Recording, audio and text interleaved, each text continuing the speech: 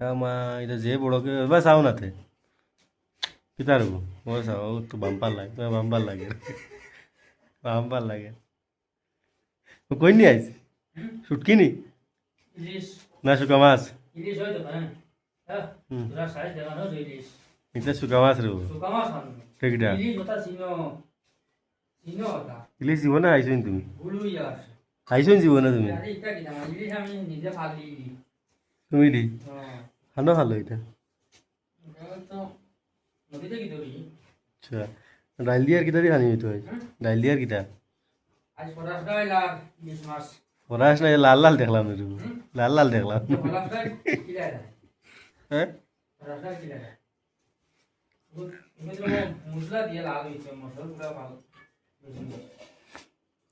টি শার্টে কোনো ফাটা দেখা যায় ফাটা দেখা যায় না। ইগু কি তো হইছে জানো নি হ্যাঁ ও